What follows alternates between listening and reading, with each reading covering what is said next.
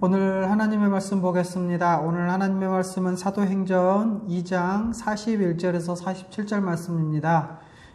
우리가 지난주에도 읽었던 말씀인데 사도행전 2장 41절에서 47절 말씀입니다.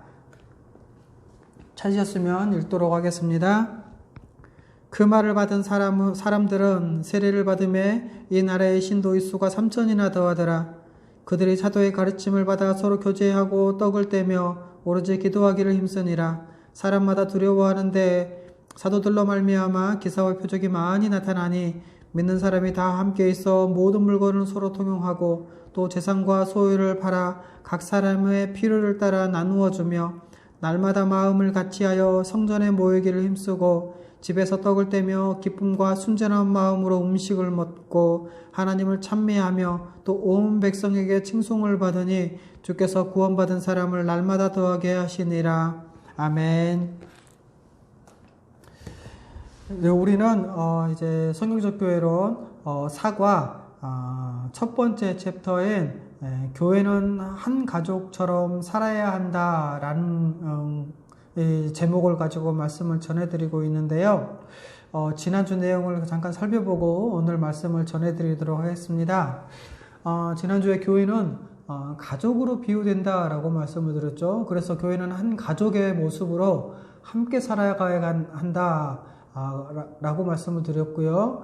한 몸, 한 가족으로 이렇게 살아가는 것은 우리 하나님께서 창세전부터 계획하시고 진행하신 그 하나님의 구원 경륜의 결과요, 열매다라고 말씀을 드렸습니다. 그리고 이렇게 탄생된 교회는 4가지 일에 힘썼다고 그랬죠. 바로 첫 번째가 사도적 가르침을 받기에 힘썼습니다.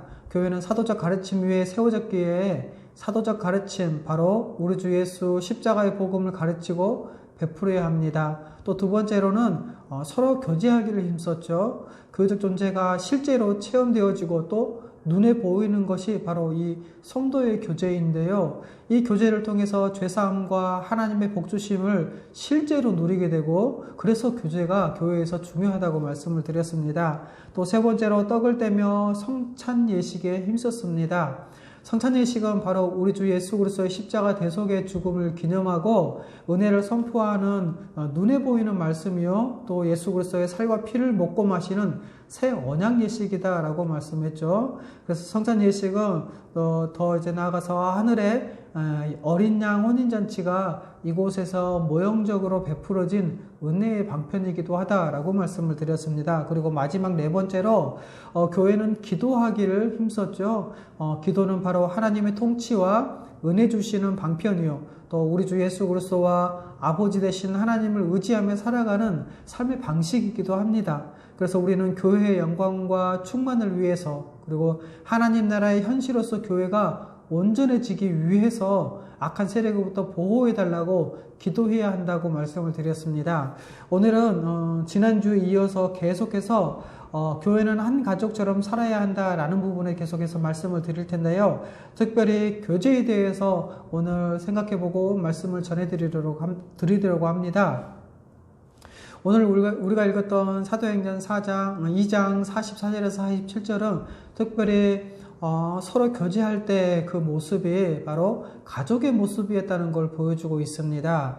44절 초반부에 이렇게 나와 있죠. 믿는 사람이 다 함께 있어 라고 나와 있습니다.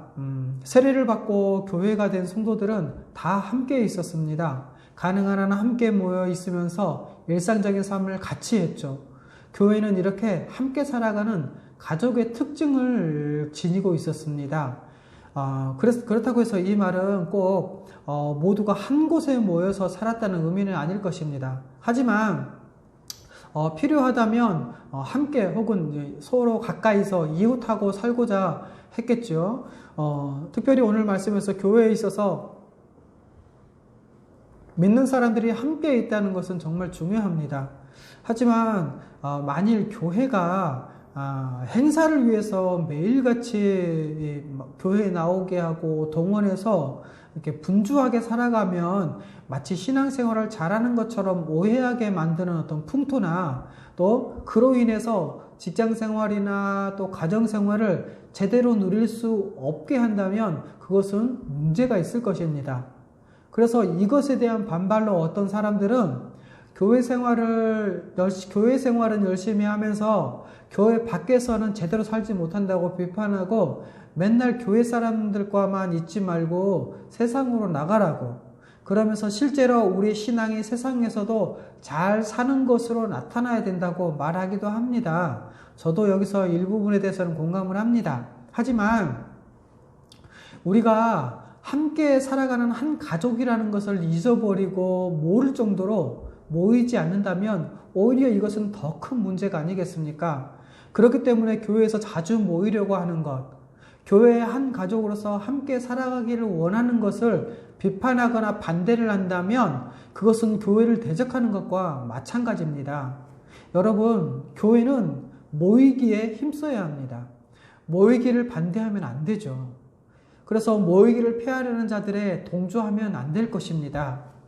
이제 이렇게 교회가 모여 있으면 어떻게 해야 합니까? 바로 같이 살아가기 위해서 일상을 많이 공유하게 됩니다. 그래서 44절 계속해서 모든 물건을 서로 통용하고 라고 말씀하고 있죠.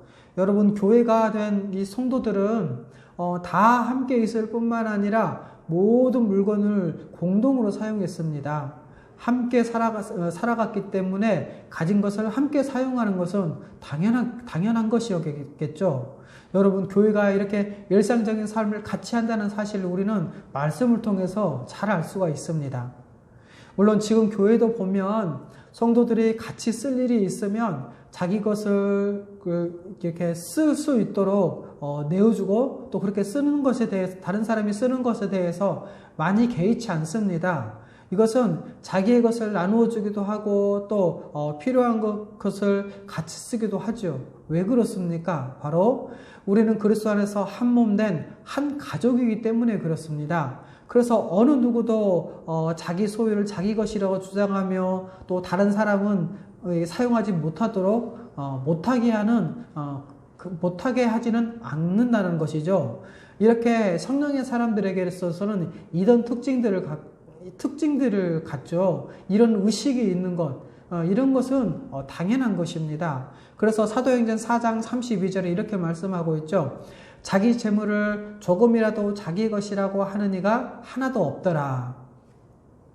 이 말씀을 보면 다 자기 것이 아니라 하나님의 것이요 함께 사용하도록 우리에게 주신 것이다 라고 생각했기 때문에 물건을 서로 통용했습니다. 영적으로 공동소유가 암묵적으로 허용되었다라는 것이지요. 여러분, 이런 의식이 강하기 때문에 영적인 의미에 있어서 공동소유가 성도들에게는 아주 기본적으로 깔려 있는 것입니다. 그래서 원문에는 공동소유했다라고 되어 있기도 하죠. 하지만 성경에서도 그리고 2000년 동안 교회의 역사 속에서도 이것을 강제로 또 어떤 힘으로 그래서 공동소유를 주장하거나 법으로 그것을 시행한 적은 없습니다. 그래서 성경에서 말하는 원문의 의미 공동으로 소유했다라는 것은 바로 앞에서 설명했던 것처럼 자기 소유를 자기만 사용하지 않고 다른 사람도 자유롭게 사용할 수 있도록 내어놓았다라는 그런 의미에 있어서 공동소유했다라고 말할 수 있는 것입니다. 그런데 그럼에도 불구하고 이것을 어떤 힘에 의해서 인위적으로 해내려고 했던 것은 다 실패할 수밖에 없었죠. 그래서 우리는 이것을 강제적으로나 또 법적으로 공동 소유를 주장하지는 않습니다. 교회는 공산주의가 아니라는 것이죠. 철저히 개인의 소유를 인정하고 있다는 것입니다. 그렇기 때문에 혹 누군가가 자기 것을 함께 사용하도록 내놓지 않는다고 해도 한다면 하지 않아도 됩니다. 다 사람들은 믿음의 분량대로 사는 것이 아니겠습니까? 그럼에도 불구하고 여러분, 점점 한 가족으로 살아갈 때 일반적으로 나타나는 특징이 무엇입니까? 바로 함께 나누며 살아간다는 것이죠. 바로 이것이 가족이라면, 그리스도 안에서 한 몸이고 한 가족이라면 당연한 것입니다. 또 45절에 재산과 소유를 팔아 각 사람의 필요를 따라 나누어 줬다고 하고 있죠. 여러분, 필요할 때는 자기의 재산과 소유를 팔았다는 겁니다. 교회에서 무언가 필요할 때 그렇게 했다는 것이죠. 이것은 의무가 아니었습니다. 필요할 때 자원하는 사람이 자기의 재산과 소유를 다 팔았습니다. 그래서 그걸 팔아서 어떻게 합니까? 어떤 사람에게 자기가 가진 것을 도무지, 자기가 갖고 있는 것으로 도무지 그 문제를 해결할 수 없는 일이 부딪히잖아요. 그럴 때가 있을 때 또 절대 빈곤에 빠져 있는 사람도 우리 주위에는 너무나 많습니다. 끊임없이 도와줘야 되고 끊임없이 그 사람한테 신경 쓰고 또 그 사람을 살펴야 될 때가 많죠. 이렇게 절대 빈곤에 빠진 사람도 있고 심지어 지금은 이 절대 빈곤뿐만 아니라 상대 빈곤에 처해 있는 것도 문제이기도 합니다. 이렇게 삶의 질이 떨어져서 빈곤한 삶을 살아가는 사람이 많은데 그런 사람들을 위해서 잘 도와주는 것은 당연한 것이겠죠. 그런데 여러분, 지금 가진 것이 없다. 그러면 어떻게 해야 됩니까? 안 도와주면 됩니까? 성경은 우리가 봤을 때 뭐라고 알 수 있습니까? 있는 것을 팔아서라도 도와줘야 한다는 것이죠. 그것이 바로 교회입니다. 여러분, 원래 교회는 같이 보살피면서 최소한의 하나님의 자녀로서의 품위를 잃지 않고 위기를 대처해 나갈 수 있도록 돕는 것. 여러분, 이것이 교회입니다. 우리는 계속해서 말씀을 들어왔지만 구약시대에 이스라엘 백성들이 율법을 지키지 못하고 그 율법을 지키는 데 실패했죠. 그런데 여러분, 그 핵심이 무엇인지 아십니까? 바로 이것 때문입니다. 이것은 서로 깊이 연결되어 있는 두 가지인데요. 바로 그 첫 번째가 말하는 우상숭배고 두 번째가 가난한 이웃을 돌보지 않는 것이었습니다. 여러분, 우상숭배하면 자기를 숭배하고 돈을 숭배하는 것입니다. 그래서 디모데후서 3장에 말세의 특징에 대해서 말씀하고 있죠. 그 특징이 무엇입니까? 자기를 사랑하고 돈을 사랑하는 거 아닙니까? 이렇게 우상 숭배하면서 가난한 이웃을 돌보지 않고 자기 숭배하고 돈을 숭배하는 사람, 그래서 이렇게 가난한 사람을 돌보지 않는 것은 이것은 이스라엘 백성이 그것 때문에 실패했다라고 볼 수 있는 것이죠. 하지만 여러분, 새언약 백성은 이스라엘 백성과 같지 않을 것이라고 하고 예수 그리스도의 십자가의 은혜로 교회가 탄생되었습니다. 바로 예수 그리스도가 율법대로 사는 것이 어떤 것인지를 우리에게 보여주셨죠. 그래서 그렇게 살아가는 것이 새 언약 백성의 특징인데 그렇게 하지 않는다? 안 된다는 거겠죠. 또 안 하는 게 정상이다? 아니죠. 그게 비정상이죠. 여러분, 형제를 위해 한치도 손해보지 않으려는 것, 그것은 저주받은 것입니다. 형제의 고난을 외면하는 것은 하나님 앞에서 가장 큰 죄를 범하는 가장 큰 죄 중에 하나라고 할 수 있습니다. 이렇게 말씀드리는 것은 그렇다고 해서 모두가 경제적으로 완전히 동등하게 만들려는 것도, 또 어떤 법이나 또 어떤 제도로 무언가를 하려는 그런 것이 아닙니다. 다 성령의 사람으로 성령의 인도하심을 받은 가운데서 하나님을 생각하며 마땅히 해야 할 일을 하는 것, 그것인데요. 그것을 전체적으로 봤을 때, 큰 관점에서 봤을 때 장기적으로 신자들의 삶이 균등하게 되어진다는 것입니다. 그런데 여러분, 그런 교회에 교제가 없으면 형제 자매 중에 누군가가 어려운데도 알 수가 없지 않겠습니까? 하지만 같이 교제하면서 삶을 살피고 함께 지내면 그 사람에게 어떤 문제가 있다는 것을 다 알게 됩니다. 그리고 이렇게 알게 되면 성령께서 도우라고 말씀하시는데 우리는 견딜 수가 없죠. 그래서 뭐라도 돕지 않겠습니까? 그래서 다 함께 있으며 일상을 같이 살아가고 또 서로의 일상을 알게 되고 서로의 필요를 알게 된다는 것이죠. 그래서 이렇게 말할 수 있습니다. 그게 뭐냐면 교제가 필요를 낳고요. 또 필요가 헌신을 낳는다라고 말할 수 있습니다. 다시 말씀드릴게요.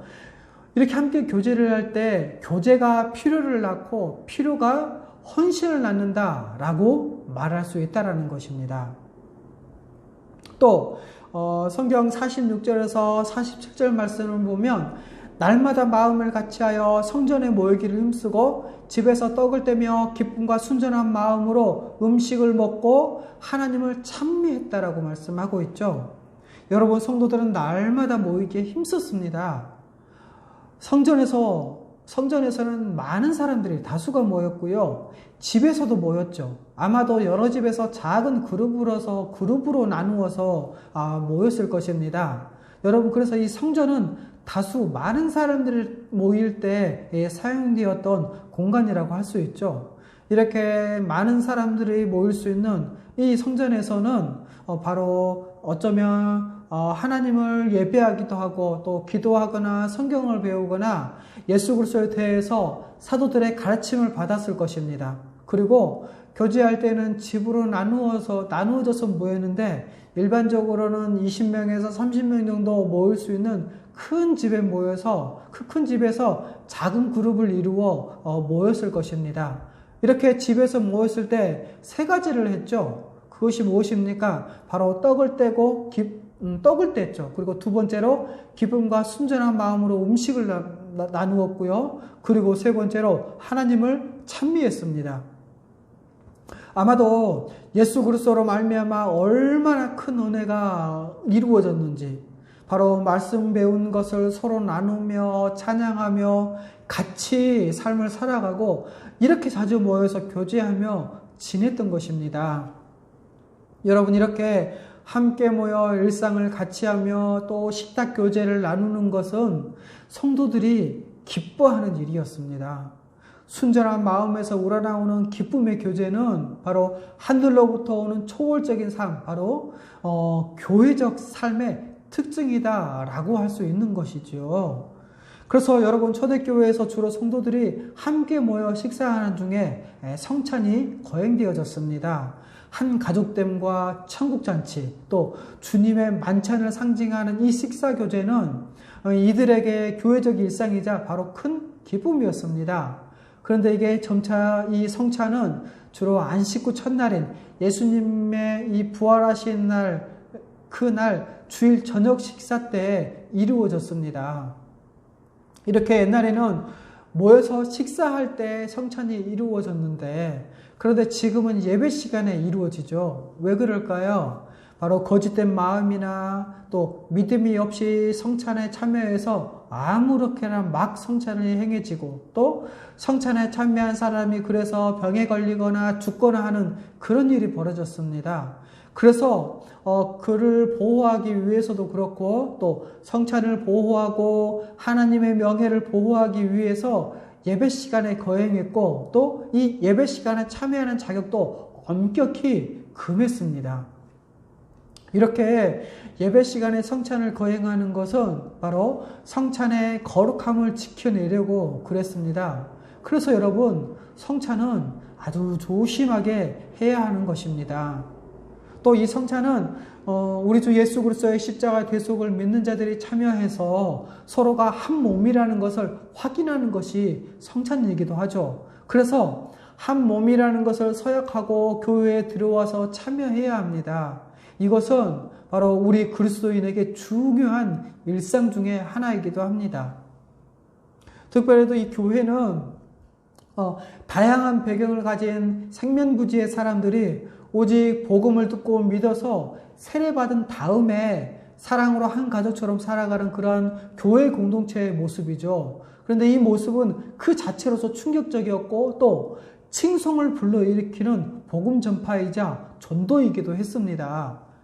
그래서 43절에 뭐라고 나와 있습니까? 사람마다 두려워했죠. 바로 이 초대교회의 모습은 이 세상에서 볼 수 없는 것이기에 사람들에게 두려움을 불러 일으켰습니다. 이 두려움은 교회 밖의 사람들뿐만 아니라 교회 안의 사람들에게도 해당되는 그런 두려움이었죠. 여러분, 교회는요, 하나님께서 이 역사하시는 장소요, 그런 영역이기도 합니다. 성경에서 이렇게 사람들이 두려워했다고 했는데 이 사람들의 두려움은 사도들의 기사와 표적 때문이기도 했습니다. 사도들의 기사와 표적은 예수님이 주와 그리스도이심을 나타내는 표적이기도 했죠. 또 그리고 사람들은 이 표적으로 복음을 믿어 교회가 되었습니다. 그리고 교회를 통해서 기사와 표적이 나타났죠. 교회를 통해 예수님이 참으로 구원자이고 교회의 머리 되시는 주님이라는 사실이 드러났기 때문에 그렇습니다. 이렇게 교회가 한 가족처럼 살아갈 때, 이렇게 한 가족처럼 살아가는 사람들은 스스로 가난해지는 것에 대해서 주저하지 않았죠. 자기의 것을 내놓아서 다른 사람의 필요를 채우며 이렇게 살아가는 그러한 공동체가 된 것입니다. 여러분, 분명히 자기들도 어렵고 우리와 똑같이 힘든 일이 많을 텐데 그들의 얼굴에는 이 세상에서 볼 수 없는 기쁨과 평안이 넘치고 한 가족으로 함께 살아가는 모습이 너무나 특징적이고 그리고 그리스도의 은혜로 하나님을 찬양하는 것, 그것이 하늘로부터 오는 것임을 분명히 드러내는 그런 공동체, 이런 공동체를 본 것입니다. 그렇게 사는 것 자체가 기적이었죠. 그리고 그것을 보고 두려워했습니다. 또 이 교회는 온 백성이 칭송을 받았다고 47절 말씀하고 있죠. 여러분, 초대교회의 모습은 사람들의 칭송을 불러일으켰습니다. 초대교회가 이렇게 살아가는 모습은 누구나 이상적인 세상으로 꿈꾸었던 것인데요. 서로 하나됨을 힘써 지키고 또 함께 살아가면서 가진 것을 통용하고 필요에 따라서 자기의 소유를 팔아서 나누어주는 이런 공동체는 이 세상에서 한 번도 존재한 적이 없는 바로 유토피아였습니다. 자기 사랑이나 세상의 정욕과 이 세상의 염려를 버리고 자신의 것을 나눌 뿐만 아니라 거룩하게 살아가면서 하나님을 찬미하는 이 모습은 그것을 보는 모든 사람에게 칭송을 불러일으켰다는 것이죠. 여러분, 이처럼 초대교회는 두려움과 칭송, 이것을 동시에 불러일으켰습니다. 그래서 성경은 뭐라고 말씀합니까? 주께서 구원받은 사람을 날마다 더하게 하시니라 라고 말씀하고 있죠. 여러분, 복음 전파에는 두 가지가 있습니다. 그 하나는 바로 우리 입으로 복음을 전하는 것이죠. 우리 입으로 어떤 일이 일어났는지, 하나님이 우리를 구원하시기 위해서 이 세상을 불쌍히 위해서 자기 아들을 보내심으로 어떤 일을 행하셨는지 설명하는 것입니다. 그래서 우리는 우리 주위에 있는 불신자들에게 이것을 분명히 설명해야 합니다. 또 하나가 무엇입니까? 바로 교회적 삶입니다. 교회죠. 구원받는다는 것은 여러분 무엇입니까? 이 세상에서 교회로 들어오는 것이죠. 그래서 교회에 들어온다는 것은 바로 하나님의 나라, 주님이 통치하시는 그 세상으로 들어오는 것인데 그 교회로 들어와서 하나님의 백성들의 보여주는 그 삶이 어떤 것인지 아는 것, 그리고 그것을 보고 사람들이 두려워해야 합니다. 그럴 때 구원받는 사람을 날마다 더하게 하시는 것입니다. 여러분, 이 세상 사람들은요, 이 세상에 없는 세상, 이 세상에서는 이루어질 수 없지만 꿈꾸는 그런 세상, 앞에서 말씀드렸던 유토피아를 꿈꿉니다. 그런데 그것이 지금 눈앞에 펼쳐지고 있는 것이죠. 성경에서 펼쳐지고 있는 것입니다. 교회에서 펼쳐지고 있는 것입니다. 이들의 모습은 참으로 놀라운 것이었죠. 여러분 생각해 보십시오.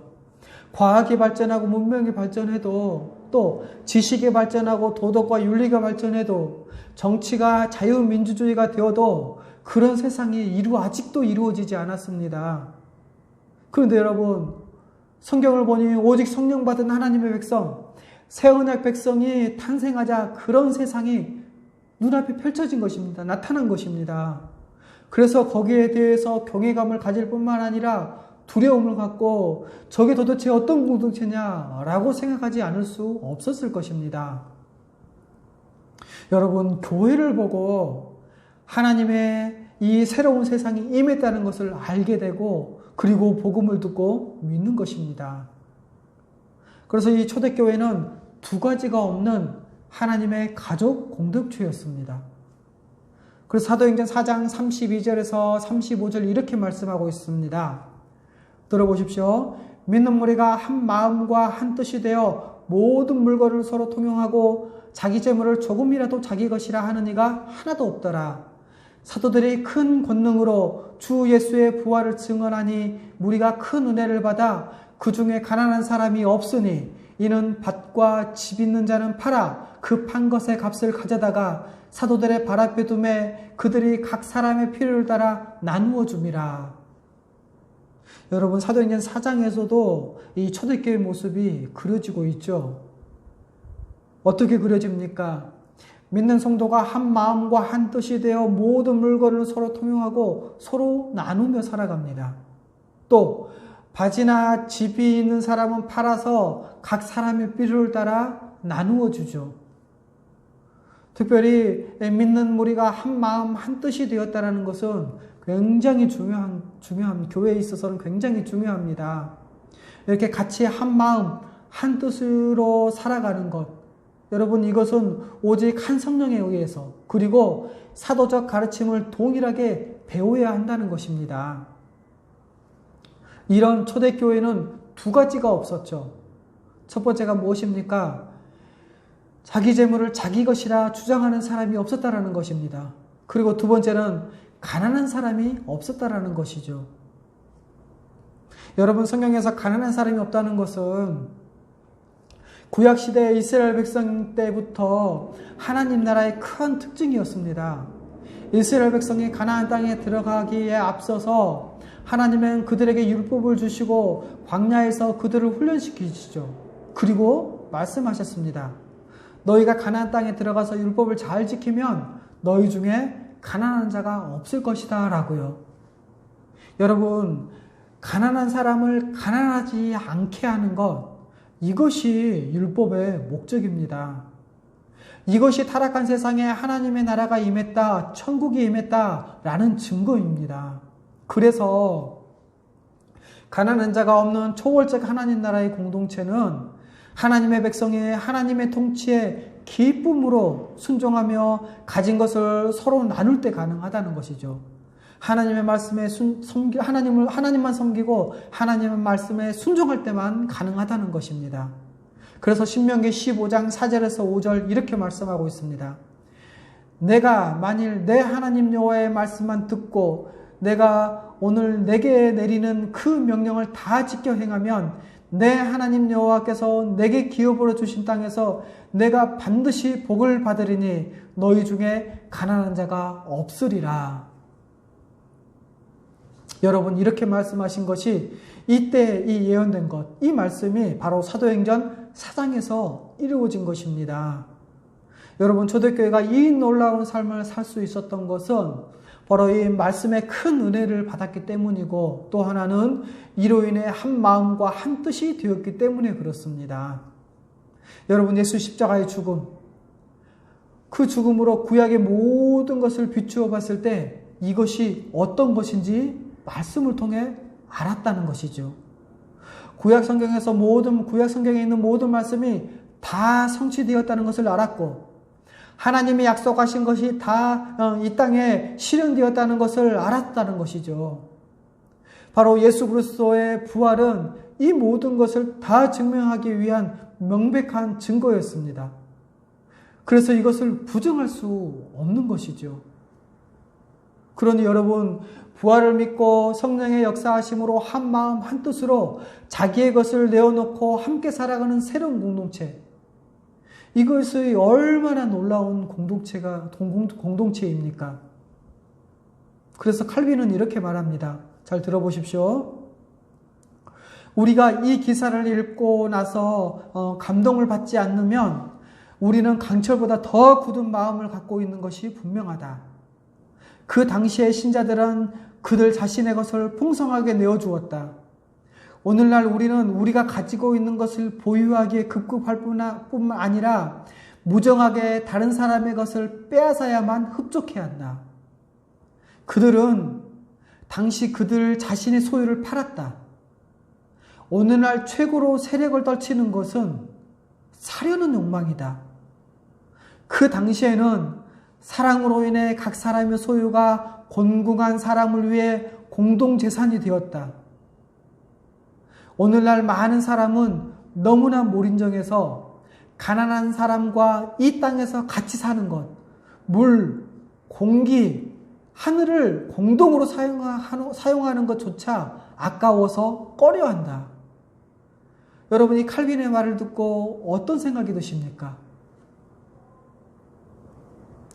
우리는 지금까지 설명한 가족으로서의 교회로 살아갈 때 참된 믿음이요, 참된 교회라고 할 수 있습니다.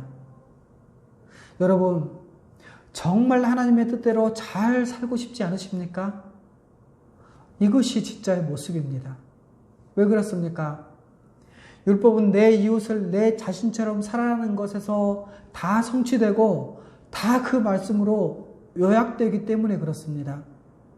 그래서 우리는 기도할 때 이 하나님의 원리가 이 땅에 실현되도록 기도해야 합니다. 하나님의 뜻이 실현되어지는 것, 우리가 하나님의 뜻에 순종하며 살아가는 것, 그것이 바로 이런 교회를 만들어내는 것입니다. 여러분, 하나님은 오순절날 처음 탄생된 교회를 통해 하나님이 이 세상에 세우려는 그 하나님 나라의 모습을 보여주셨습니다.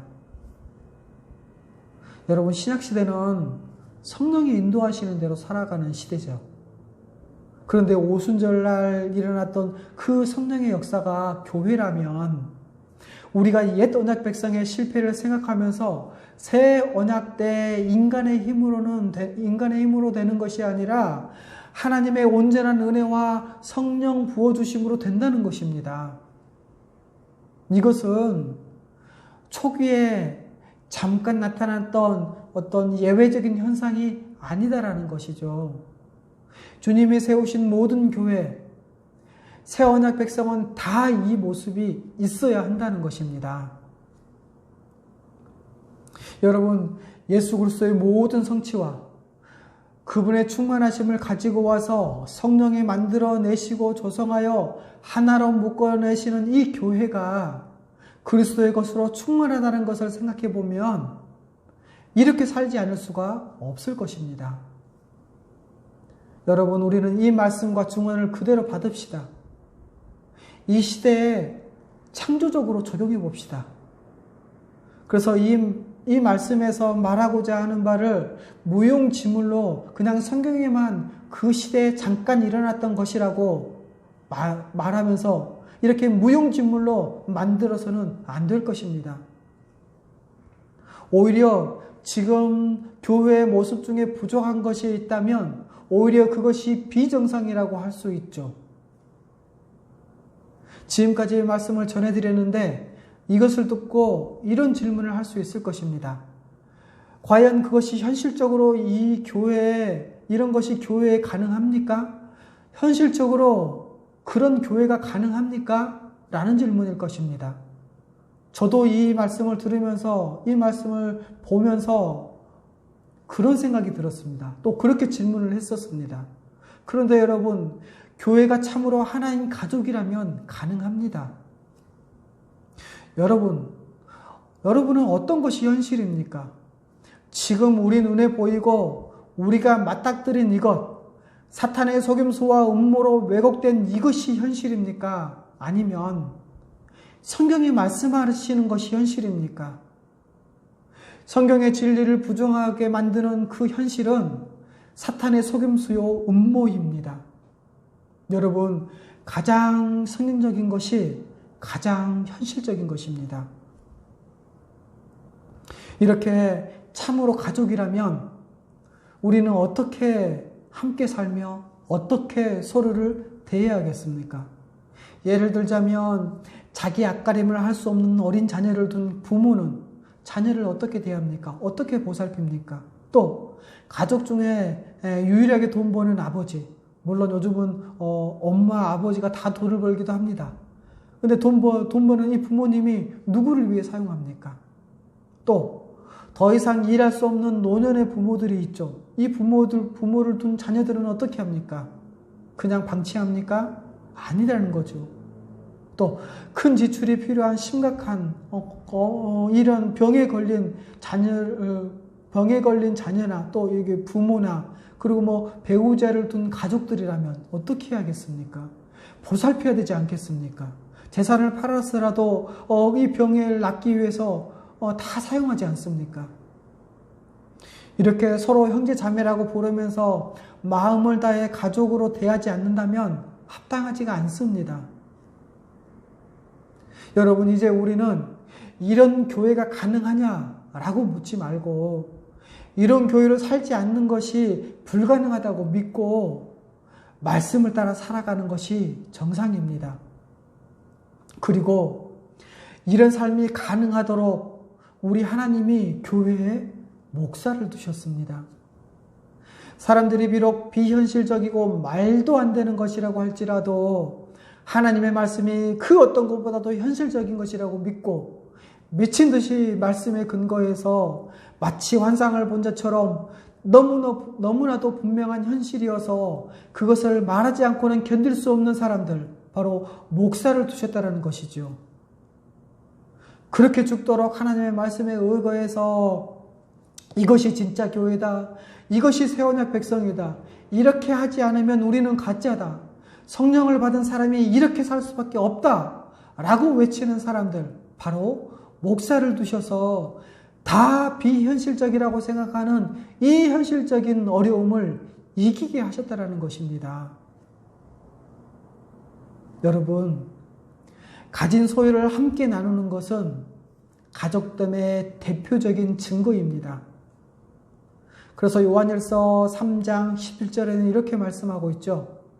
누가 이 세상의 재물을 가지고 형제의 궁핍함을 보고도 도와줄 마음을 닫으면 하나님의 사랑이 어찌 그 속에 거하겠느냐. 여러분, 이런 초월적인 교회 공동체는 사람의 힘으로 만들 수 없습니다. 이것은 성령의 역사죠. 오직 성령의 부어짐으로 모든 성도가 다 새 마음을 지니고 하나가 된 새로운 피조물, 바로 교회가 되어야만 가능하다는 것입니다. 여러분, 하나님은 우리를 그리스도 안에서 한 몸, 한 가족으로 빚으시고 재창조하십니다. 그리고 성령을 보내셔서 그리스도 안에서 하나가 되게 하시고 그것을 우리로 알게 하셨습니다. 그래서 말씀의 은혜를 부어주셔서 날마다 하나 되게 하신 것을 힘써 지키며 한 가족으로 살아가게 하십니다. 여러분, 이제 우리는 매일매일 말씀을 통해서 성령이 역사하실 때 우리는 탐욕, 또 자기 사랑, 돈 사랑, 이것과 싸우면서 거짓된 이 사탄의 미혹, 이 세상의 원리와 싸우면서 온전한 가족과 같은 그러한 공동체를 만들어내며 우리는 교회로 살아가게 되는 것입니다. 묵상과 적용 말씀 정리하겠습니다. 우리는 한 가족인 교회로서 가족처럼 함께 일상을 살아가기 위해서 애써야 합니다. 이렇게 할 때 교회적 삶을 통해 천국의 복을 우리가 누릴 수 있습니다. 여러분, 가족이 함께 자고 함께 먹고 또 함께 모든 문제를 의논하고 함께 해결하고 함께 모든 가족이 기쁨과 슬픔을 나누듯이 교회도 그렇게 살아가야 합니다. 물론 교회는 이러한 혈연적 가족처럼 매일 함께 사는 그런 공동체 생활은 할 수 없습니다. 하지만 실제적인 가족으로서 함께 살아가기 위해 애써야 할 것입니다. 가족이라는 것은 모든 것을 함께 하는 공동체잖아요. 교회적 삶도 그러한 삶의 방향으로 나가야 합니다. 또 교회가 주일 등 이렇게 공식적인 모임 외에 일상을 함께 나누며 또 서로를 도울 수 있을 때 가족 공동체가 되어지는 것입니다.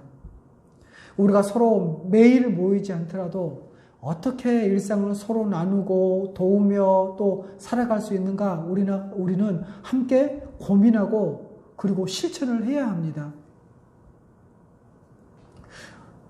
여러분, 교회적 존재로서 교회적 삶을 제대로 사는 것, 여러분, 이것은요, 우리가 지금 살아가고 있는 어떤 가정생활이나 직장생활, 또 학교생활, 취미생활, 거기다가 또 개인적인 여가 등 이런 것들이 있죠. 거기에 교회 생활이라는, 교회적 삶이라는 것이 이렇게 하나가 더 추가되는 그런 것이 아닙니다. 어떤 사람들이 이렇게 생각하겠죠. 아니, 내 생활도 바쁜데, 이렇게 바쁜데 뭘 또 하나 더 추가하라고 하냐, 라고 생각할 수도 있을 것입니다. 그런데 여러분, 이러한 삶은 전형적인 불신자의 삶의 구조입니다. 여러분, 교회는 본질적인 우리의 정체성입니다. 그러면 어떻게 해야 하겠습니까? 예수 그리스도를 머리로 하고 사도적 가르침을 받으면서 교회 식구들과 함께 살아가는 것이 우리 전체의 삶의 본질이요, 또 중심이요, 기본이 되어야 하는 것입니다. 이 교회적 삶이란 큰 틀 안에서 직장 생활이 있고 가정 생활이 있고 그러는 것입니다. 여러분, 교회적 삶을 중심에 두고 다른 삶의 여러 영역을 재배치해야 합니다. 이것이 성도의 회개고 새로운 삶입니다. 이전의 삶은 자신을 위한 탐심의 형태이기 때문에 이제는 하나님을 예배하고 형제자매를 섬기기 위한 그러한 사랑의 형태로 바꿔야 합니다. 이전의 탐심의 형태, 탐욕과 자기사랑의 형태, 돈사랑의 형태로 이 삶이 짜여져 있다면 이것을 이제는 완전히 뒤바꿔야 한다는 것입니다. 그리고 우리는 가족으로서 살아가는 이 구체적인 이 전략이나 또 실천 방법을 찾아내야 하겠습니다. 교회에서 다 함께 모여있을 때는 자신의 일상을 서로 나누고 도움을 주고 받아야겠죠. 함께한 성도들과 함께한 성도들과 나누는 이 교제가 피상적이면 안 되겠죠. 점점 더 깊어져야 합니다. 또 교회 안에 혹시 모르는 사람이 있다면 다가가서 사귀어야 합니다. 누가 교회인지 분명히 알아야 하기 때문에 그렇습니다. 서로 인생을 맡기고 서약하고 또 교회는 다 언약 공동체이기 때문에 언약을 맺고 예수 그리스도의 이름을 걸고 피의 맹세를 하는 것이 아니겠습니까? 그래서 하나님 앞에 우리는 세례서약을 하고 그래서 누가 교회인지 알아야 하는 것입니다. 뿐만 아니라 가까운 데에 사는 사람들은 좀 더 자주 만나고 함께 살아가야겠죠. 심지어 또래라든가 비슷한 직업을 가진 사람들끼리 자주 모여서 하나님의 뜻대로 살 수 있는 구체적인 방향들과 또 어떻게 살아가야 할지 실제적인 것들을 찾으면 더 좋을 것입니다. 이렇게 우리는 그렇게 살아가면서 무거운 삶을 함께 지탱해 나가도록 서로 도와야 합니다. 뿐만 아니라 형제 자매들을 자주 자기 집으로 초대함으로써 일상을 나눌 수 있는 기회를 갖는 것도 좋습니다. 집에서 어떻게 살아가고 아이들이 어떻게 공부하고 이런 것들을 오픈하고 나눌 때 드디어 가족이 됩니다. 그래서 가족으로 초대를 잘하는 사람이 어떤 면에서는 신앙이 성숙한 사람이라고 볼 수 있습니다. 이렇게 말하니까 지금은 가족을 오픈하지 않고 폐쇄적이고 이런 삶 가운데서 살아가는 우리가 이 말을 들을 때 상당히 거부감이 들고 그렇게 하지 않으려는 그러한 마음이 발생할 수도 있죠. 그러나 우리는 이 말씀을 잘 들어야 합니다. 또 지역 모임을 만들어서 항상 말씀 중심의 모임이 되도록 하고 돌아가면서 자기 집으로 사람들을 초대하도록 해야 합니다. 서로의 삶을 살피고 서로를 의지하며 살아가는 것, 이런 것이 필요하다는 것입니다. 그런데 어떤 사람은 도움받기를 거절하는 사람들 있죠. 여러분, 이것은 한 몸을 이룬 교회적 존재인 그 가족으로서의 삶을 거부하는 것입니다. 서로를 의지하며 살아야 되는데 다른 사람의 도움을 구하지 않는 것은 나를 외인으로 생각하는 것입니다. 한 몸으로 여기지 않는다는 것이죠. 여러분, 우리는 서로 일상을 나누며 친해지고 가까운 곳에 있다면 계속해서 자주 만나고 집으로 초대해서 점점 같이 말씀의 은혜를 나누면서도 그 일상을 살피고 그러다가 서로 도울 일이 있으면 돕고 또 도움을 받아야 될 일이 있으면 도움을 구하고 이렇게 하는 것이 바로 가족으로서 살아가는 것입니다. 여러분, 우리는 이전 시대나 또 다른 교회로부터 배우기 힘든 이런 열악한 환경 속에 있죠. 그러다 보니 우리가 이런 일을 할 때 실패하거나 또 효과적이 않을 수도 있습니다. 그렇다 하더라도 더 창의적이고 또 근본적인 것을 찾고 모색하고 접근하는 그런 시도가 필요합니다. 이렇게 다양한 시도와 실험에서 검증된 것이 지속적이고 반복적으로 교회 안에서 실천되고 그래서 전수할 때 교회의 선한 관습과 전통이 세워지고 우리 교회의 후대에게 좋은 유산으로 물려줄 수 있지 않겠습니까?